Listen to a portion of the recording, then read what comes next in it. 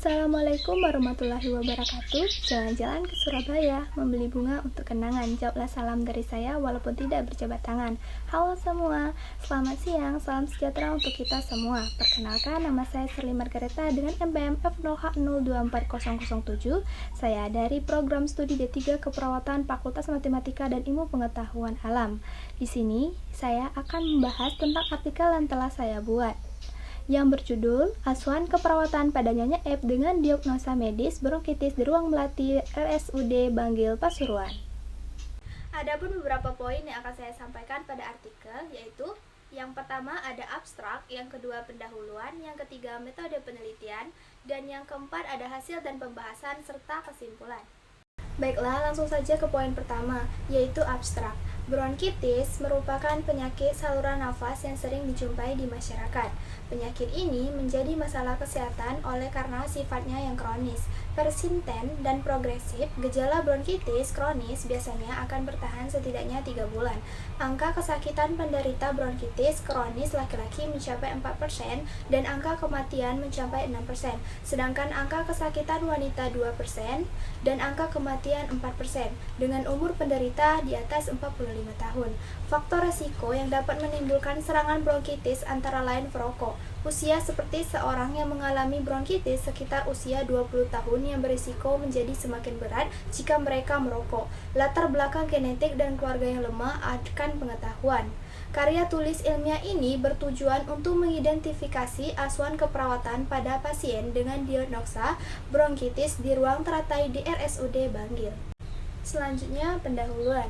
Bronkitis merupakan penyakit saluran nafas yang sering dijumpai di masyarakat. Penyakit ini menjadi masalah kesehatan oleh karena sifatnya yang kronis, persisten, dan progresif. Gejala bronkitis kronis biasanya akan bertahan setidaknya 3 bulan. Belum ada obat yang bisa menyembuhkan bronkitis kronis, tapi ada obat yang bisa digunakan untuk meredakan gejala yang muncul. Daun sirih telah dipercaya oleh masyarakat sejak zaman dulu berkhasiat untuk mengobati berbagai jenis penyakit.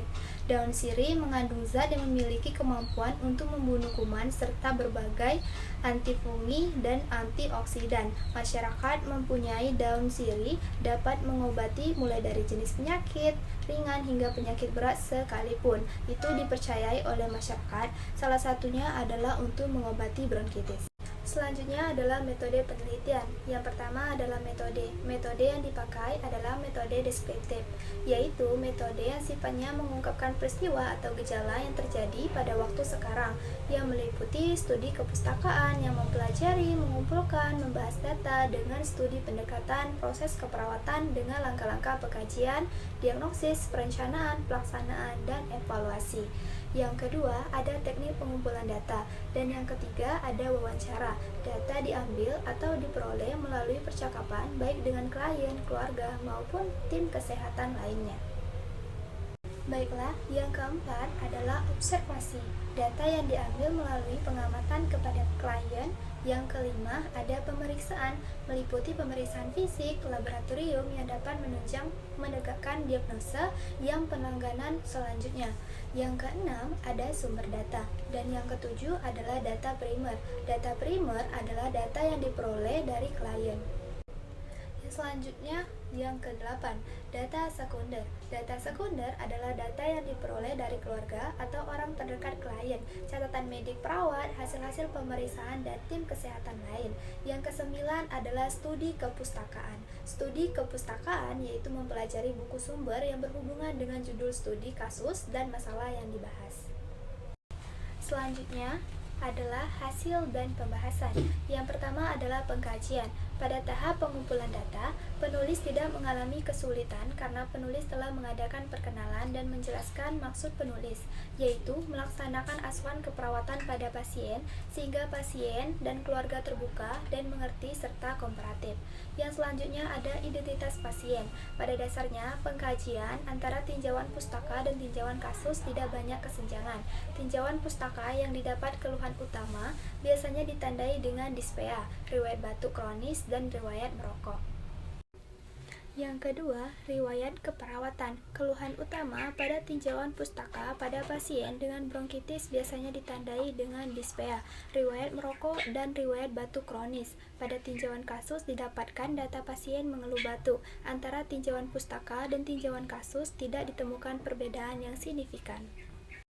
Baiklah, selanjutnya pemeriksaan fisik. Pada sistem pernafasan atau B1, didapat data terlihat adanya peningkatan usaha dan frekuensi pernapasan RR 22 kali per menit, serta penggunaan otot bantu nafas pada saat inspeksi. Biasanya dapat terlihat klien mempunyai bentuk data Barer chest akibat udara yang tertangkap, penipisan massa otot, bernafas dengan bibir yang dirapatkan, dan pernafasan abnormal yang tidak efektif. Pada tahap lanjut, dispea terjadi pada saat beraktivitas kehidupan sehari-hari.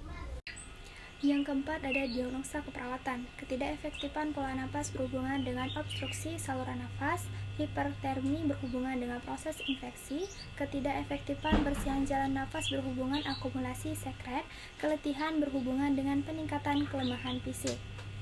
Yang kelima, intervensi keperawatan dengan kriteria hasil mendesfotrasikan batu efektif, tidak sianosis, dan dispnea, mengeluarkan sekret, menunjukkan jalan nafas paten, irama nafas normal, dilakukan BHSP, pantau tanda vital, terutama frekuensi nafas, memonitor status oksigen pasien, lakukan fisioterapi dada jika perlu, ajarkan waktu efektif, auskultasi suara nafas, catat adanya suara nafas tambahan, kolaborasi nebuslizing dan bronchodilator. Yang keenam adalah implementasi. Implementasi diagnosa keperawatan ketidakefektifan bersihan jalan nafas berhubungan dengan penumpukan sekret. Yang terakhir adalah kesimpulan. Dari hasil pengkajian klien didapatkan pasien mengatakan bentuk dada, pasien normal dengan susunan ruas tulang belakang normal, irama nafas tidak teratur dengan jenis Kussmaul, adanya retraksi otot, bantu nafas, perkusi toraks sonor mengatakan alat bantu nafas nasal, kanus 4 IPM, vokal feminitus normal, terdengar suara nafas tambahan, Rocky di lubus kiri bawah, ada produksi stupum dengan warna kuning. Baiklah, itu saja yang dapat saya sampaikan. Biru laut seperti kolam, ikan paus pandai menyelam. Dari lubuk hati yang paling dalam, saya tutup presentasi dengan salam. Saya akhiri. Wassalamualaikum warahmatullahi wabarakatuh.